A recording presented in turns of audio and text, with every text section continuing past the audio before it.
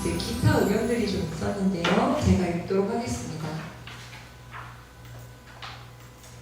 네, 좀 더 많은 취업 일자리가 생겼으면 합니다.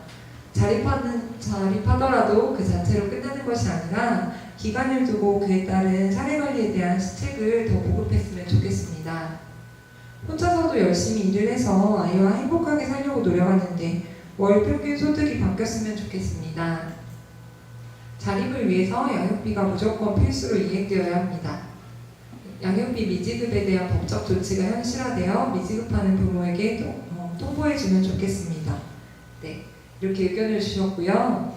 네, 여러분들의 바람을 잘 들었습니다. 네, 이제 마지막으로는 실시간 Q&A를 진행하려고 합니다.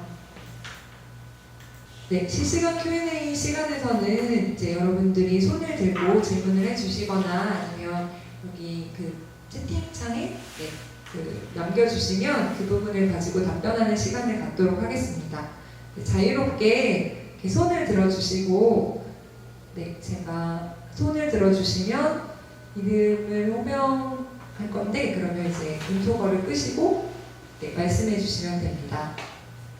네, 질문 있으신 분들은 이렇게 쑥스러워하지 마시고 손을 들어주세요. 네, 저기 손 들으셨는데 이름이 네, 안녕하세요. 인천에 살고 있는 김태영이라고 하고요. 네네. 제가 질문 드리고 싶은 게 있는데, 그 유아 시기부터 청소년 시기까지 이제 아이에게 필요로 하는 금액이 점점 증가하는데, 현 정책은 오히려 아이가 성장할수록 이렇게 정책이 테두리를 벗어나는 것 같아요. 그래서 정책의 변화가 있을지 그게 궁금하거든요. 네. 지금 김태형님 질문에는 제가 답변을 드리겠습니다.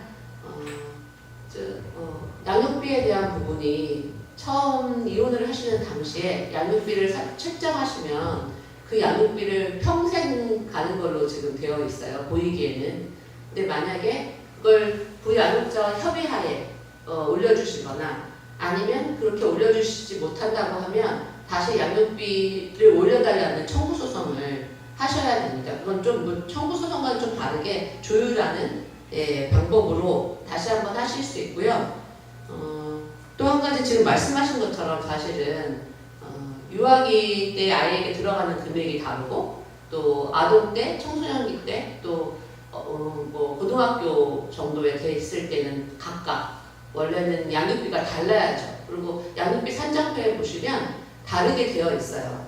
그런데 지금 아까 보신 것처럼 양육비를 받으시는 분은 7분, 양육비를 못 받는 분은 18분. 이런 상황에 지금 있는 양육비도 안 주는 상황이잖아요. 그래서 굉장히 어려움들이 많으실 거라고 생각하고, 저는 이혼을 하실 때 연령에 맞춰서 양육비가 올라갈 수 있는 것을 책정할 수 있는 법이었으면 좋겠다. 아이의 나이대를 7세 때까지는 얼마, 뭐 초등학교 졸업하는 13세까지는 얼마, 또 중고등학생까지는 얼마, 이렇게 좀 나눠서 책정하는 걸로 했으면 좋겠는데, 그런 디테일한 부분까지는 사실은 저희가 아니면 알 수 있지 않아요. 한부모가 아니면 알 수 없기 때문에 그 법을 하시는 분들에게 계속 저희가 그런 말씀을 계속 드려야 되고, 그거에 대한 부분을 좀 더 변화를 가질 수 있도록 목마른 자가 샘 파는 거라는 거, 저희가 목마르지 다른 분들은 목마르지 않거든요. 그래서 그런 부분으로 좀 더 기억해 주시고 법을 바꿨으면 좋겠다라는 활동에 대한 부분을 지금처럼 저희한테 질문하듯이 민원을 계속 이해관리원에 넣으신다거나 법무부에 넣으신다거나 제가 계속 민원 넣으라고 말씀을 드리는데, 그렇지 않으면 사실은 저희가 청원을 왜 넣겠어요? 청원을 넣는 거는 많은 사람들이 함께 동조했을 때 그 청원에 대한 답변이 오는 것처럼 민원이 많으면 많을수록 공무원분들이 답변을 하실 수밖에 없으니 이런 법으로 바꿔주셨으면 하는 말씀해 주셔서 너무 좋고요. 이런 말씀들을 계속 해주셨으면 좋겠습니다. 네, 답변 감사합니다. 네, 다음으로 질문하실 분 네, 손을 들어주시면 네, 감사하겠습니다. 네, 반갑습니다. 저는 미추홀구에 살고 있고요. 현재 아이 둘이 있는 상태인데, 그러니까 현재 받고 있는 양육비보다 조금 더 청구를 좀 하고 싶은데 구체적으로 양육비를 증액해서 받을 수 있는 방법이 어떻게 되는지 궁금합니다. 예. 아까 방금 말씀드린 것처럼 다시 청구 소송을 하셔야 돼요. 증액계획 청구 소송을. 그러니까 이게 법이라는 게 정말 지금 표정만 봐도 너무 진짜 기막힌 표정을 지으셔서 저도 정말 기가 막히거든요. 아까 나이에 맞는 양육비를 주셔야 되는데 나이에 맞는 양육비도 주시지 않는 데다가 주시더라도 아이가 나이가 들어가면 정말 먹는 것도 더 먹고 쓰는 것도 더 쓰는데도 불구하고 그거에 대한 증액이 자율적으로 안 된다는 거 저는 최저임금이 올라가면 양육비도 저절로 같이 올라가는 게 이걸 꼭 청구 소송까지 해야 되는가 그렇지 않고 저절로 올랐으면 좋겠다 뭐 이런 생각을 저도 하고 있습니다. 그래서 이 부분은 번거로우시지만 뭐 아주 좋게는 부양육자가 뭐 더 양육비를 더 준다고 하시면 최고로 좋은 방법이지만 그렇지 않다면 지금 현재 법으로는 다시 청구 소송을 증액 청구 소송을 하셔야 될 것 같습니다. 네, 네, 감사합니다. 네, 답변 잘 들었고요. 네, 다음 질문이 있으신 분은 손을 들어주시면 감사하겠습니다. 두 분이 드셨는데 한 분씩 가겠습니다. 네. 김혜재님 먼저, 네네. 김혜재님 먼저 말씀해 주세요. 예, 저는 전 부천에 살고 있고요. 양육비를 아직 못 받고 있는데 어떻게 하면 받을 수 있는지, 그리고 또 혹시 받을 수 있는 방법이 있는지 궁금합니다. 그거는 현재 아까 말씀드린 양육비 이행관리원이라는 기관이 있어요. 그래서 거기에 상담받으시는 걸 먼저 추천을 드리고 양육비를 합의할 때 이제 그 집행 권한을 받으셨었는지 먼저 그거를 명확하게 먼저 확인을 하시는 거를 추천드리고 그거를 가지고 그 여부를 가지고 이제 양육비 이행관리원에 상담을 받으시면은 될 것 같습니다. 그리고 이제 양육비 이행관리원에서 하는 그 절차나 그런 진행 상황에 대해서는 저희가 유튜브를 찍으면서 한번 다뤄보기 때문에 그 영상 참조해 주시면 감사하겠습니다. 네, 안녕하세요. 네, 저는 아이를 혼자 낳아서 키운 미혼모입니다. 근데, 사실 아이 아빠와 별로 좋지 않게 헤어졌기 때문에 그 양육비 청구를 별로 하고 싶지 않았어요. 근데,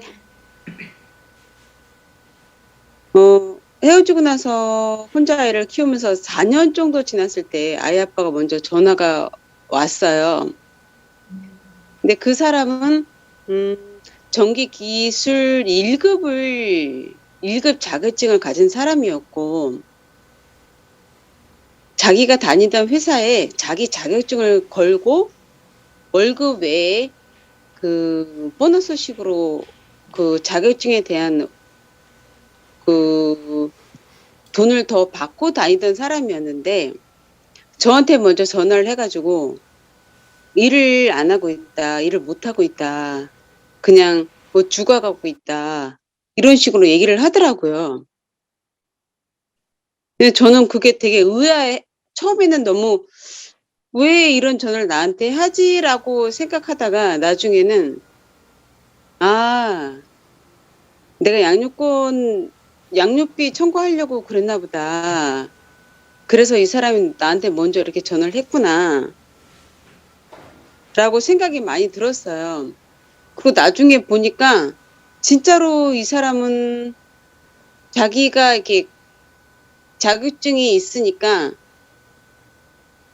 일은 나가는데 그게 소득이 안 되는, 그러니까 회사로 취직을 하지 않고 그냥 일당으로만 다니더라고요.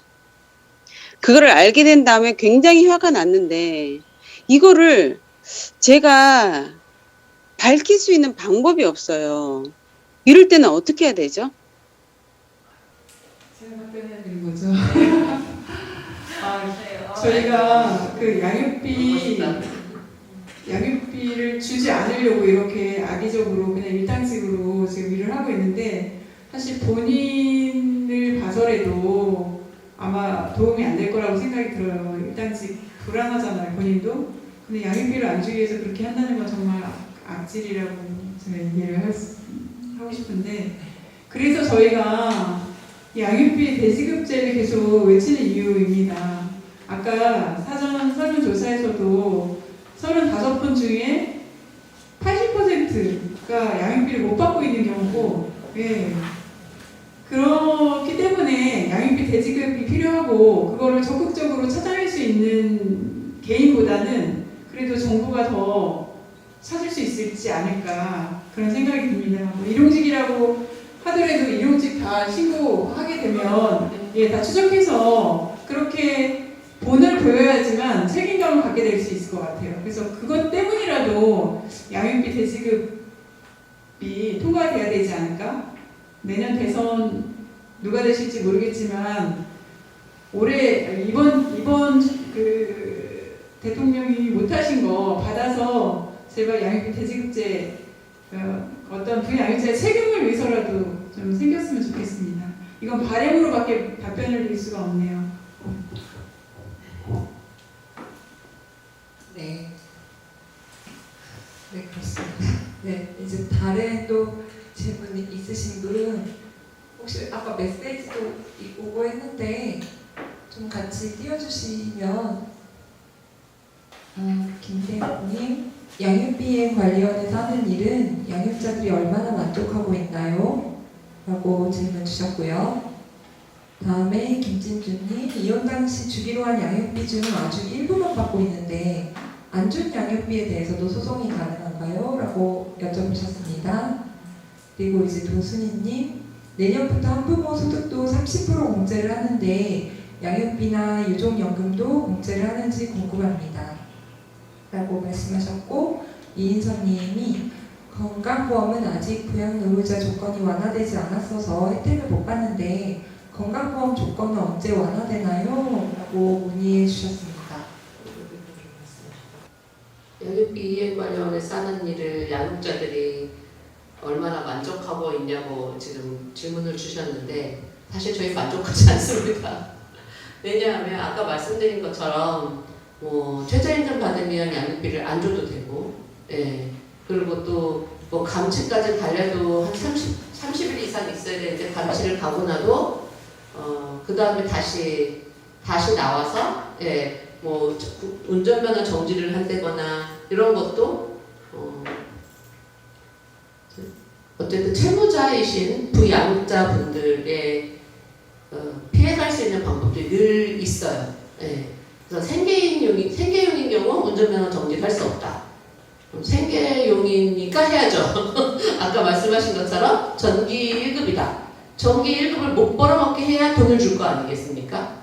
그런 것처럼 양육비행관리원에서는 지금 상담도 굉장히 많이 하고 계시다고 그러고 지금 변호사로 바뀌어서 많은 변호사들이 활동하고 계시다고 하긴 하지만 물론 애쓰시고 있는 건 사실인데 저희에게 접근성이 너무 없고 또 접근을 해도 그걸 소송을 가기라는 건 아까 앞에서 저희 설문조사에서 많이 충분히 보셨을 것 같아요. 안 주려고 하는 분들이 너무 많으시고 그리고 벌 수 있음에도 불구하고 안 주려고 하시고 뭐 이런 이게 특히 뭐 이혼하신 분들인 경우 부부의 관계에 대한 앙금이 너무 많이 남아 있으셔서 그런 것 같기도 하지만 법적으로 무조건 줄 수 있는 방법을 강구하지 않는 한 아무리 지금 뭐 해외 출국금지 해놔도 소용없고요. 현재로는 그리고 뭐 운전면허를 해도 마찬가지로 지금 소용이 없는 상황입니다. 그래서 그런 경우가 굉장히 좀 저희 입장에서는 안타깝고요.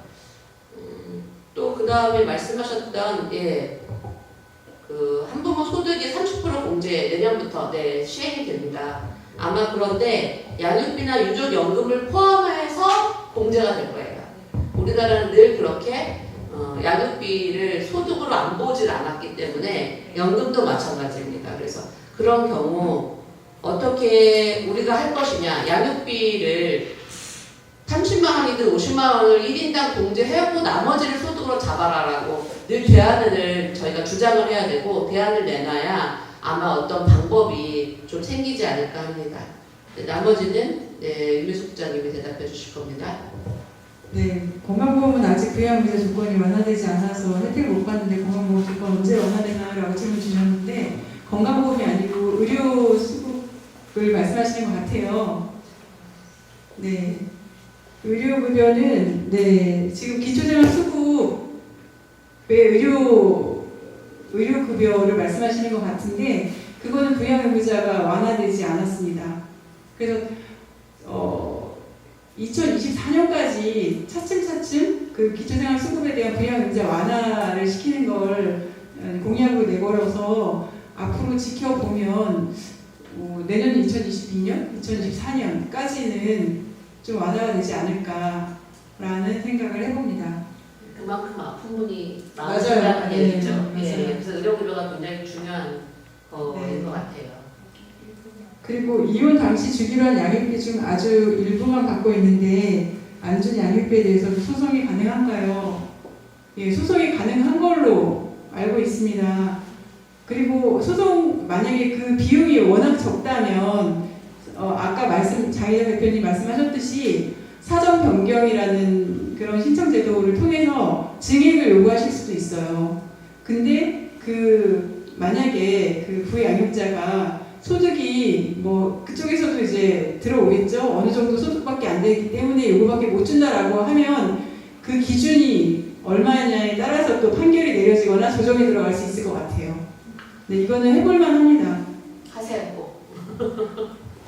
마지막에 김진주님께서 안 주려고 하는 부양육자들에게 불이익을 주는 방법은 더 이상 소용없다고 생각합니다 말씀하셨는데 사실 저도 이 의견에 어느 정도 동의를 해서 지난번 유튜브 업로드 영상을 찍을 때 정책위원회 이 내용을 얘기를 했어요. 저는 예를 들어서 세액공제 하듯이 양육비를 지급하는 경우에도 그거에 대한 공제, 혜택을 좀 주고 이렇게 혜택을 주는 방향들에 대한 고민도 좀 필요한 시기인 것 같다. 이런 내용들에 대해서 이제 꼭 처벌뿐만이 아니라 그런 사회적 인식 개선과 함께 혜택도 같이 얘기를 해야 하지 않을까 하는 부분을 이야기했었는데 오늘 또 이렇게 의견을 주셨네요. 네, 이제 실시간 질문과 이제 메시지를 통한 질문들이 거의 완료가 됐는데 혹시 저희가 놓치고 이제 못 받은 질문이 있다면 마지막 질문이 있으시면은 손을 들어서 말씀 부탁드립니다. 처음부터 들어와서 이제 나누신 말씀들 잘 듣고 굉장히 필요한 강의였다라는 생각이 드는 사람 중에 하나고요. 저도 마찬가지로 이제 아이 둘을 키우면서 이제 학령기에 있는 아이들을 키우고 있는 입장에서 아까 잠깐 말씀하실 때 국민청원 말씀하셨잖아요. 국민청원 프로그램을 우리가 한번 그거를 활용할 필요가 있지 않을까 싶어요. 왜냐면 어떻게든 한부모 엄마들의 이 힘을 모아서 이거를 1인 많은 사람이 시위를 할 수 있는 상황도 지금 현재 아니고요. 그러니까 국민청원을 한번 우리가 양대 선거를 떠나서라도 그 부분에 있어서 한 번은 국민청원에 몇만이 모일지 모르지만 지금 현재 우리 한부모 엄마들이 굉장히 많다고 154만이라고 얘기를 통계에서나 어디서나 말씀을 하시는데 그 부분을 우리가 한번 결집을 해서 우리가 나가서 플랜카드 들자고 하는 것도 아니고 국민청원 사이트에 들어가서 글만 동의한다라는 것만 할 수 있다면 그 부분에 대해서 우리 양육비에 관련해서 아까 아이들의 나이에 따라서 그 양육비가 좀 산정이 달라져야 한다는 거는 정말 적극 공감을 하고 있거든요. 왜냐면 이혼 당시에 저희도 그 남편하고 그 법원에서 하는 협의서 말고 따로 각자 개인으로 우리가 아이들이 지금 우리 4살 터울이니까 큰애가 중학교 갈 때, 둘째가 초등학교 들어갈 때 이때는 어떻게씩 이렇게 올라가겠다라고 우리가 둘이 약속한 게 있는데 아무 소용이 없어요. 법적으로도 소용없는데 둘이 한 게 무슨 소용이 있겠어요. 근데 그 부분만큼 우리가 이혼할 당시에 그 부분을 생각을 안 했다는 거죠. 왜냐하면 지금 현재 주기로 한 그 1인당 얼마가 아이가 계속 그 나이에 있을 때 말인 거잖아요. 아이들이 계속 자라고 중학교 갈 때마다 고등학교 갈 때마다 이 필요한 금액은 더 는다는 걸 우리도 알고 있었는데 법에서 그거를 전혀 상관하고 있지 않았을 때 우리끼리는 약속을 했다라는 사실. 근데 그걸 하나도 지키지 않고 있다는 거죠. 이 부분에 대해서든 어떤 부분에 대해서든 우리가 한부모 엄마들이든 한부모 지금 혼자서 아이를 키우는 엄마든 아빠든 이 부분을 한번은 20만이 넘는 국민청원을 한번 대대적으로 우리가 한번 실시해보면 어떨까 하는 싶은 생각이 아까 그 말씀 나눌 때 들었었어. 우리가 힘을 한번 모아보자.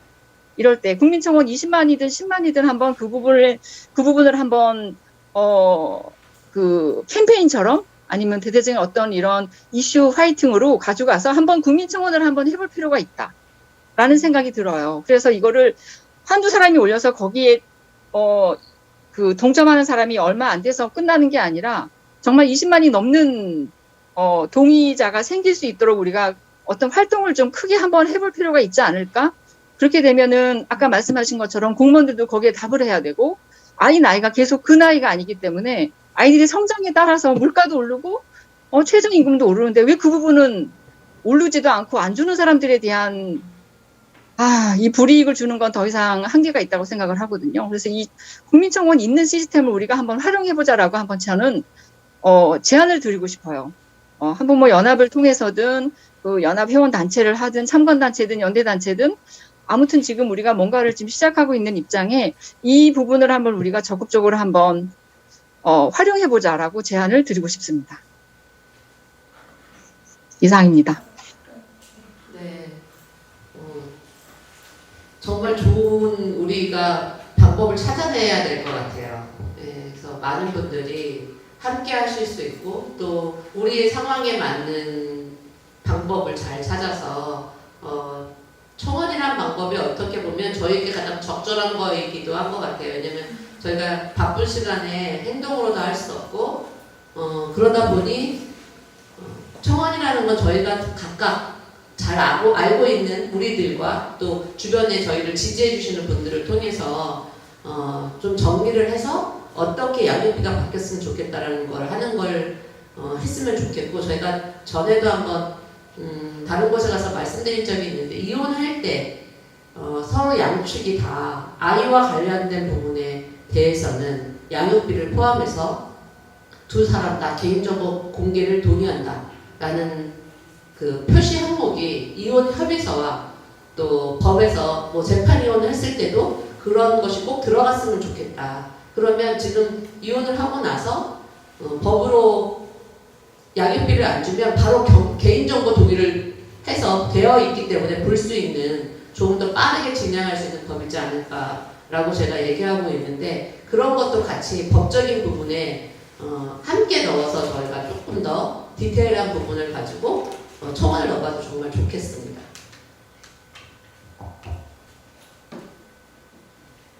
네, 질문 주시고 또 답변하시는 과정 중에서도 이렇게 공감한다는 메시지들이 올라오고 있었는데요. 네, 이렇게 오늘 적극적으로 참여해 주셔서 모두 감사드립니다. 네, 지금까지 한부모 가족 자립 및 일자리 그리고 양육비에 관련된 설문조사 결과를 한번 살펴보고 또 궁금하신 점들에 대해 사전 질문 그리고 실시간 질문을 통해서 답변하는 시간을 가졌습니다. 앞으로도 언제든 궁금하신 점이 있으면 한부모 가족의 한 가지 유튜브 채널에 댓글 달아주시거나 혹은 기관에 전화나 메일 등으로 문의를 주시면 감사하겠습니다. 질문으로 참여해주시고 지금까지 함께해주신 모든 분들께 그리고 또 답변으로 수고해주신 장희정 대표님과 유미숙 국장님께 감사드립니다. 우리 다 같이 한 가지 구호로 방송을 마치겠습니다. 제가 선창할까요? 네. 담담하고 당당하게 감사합니다.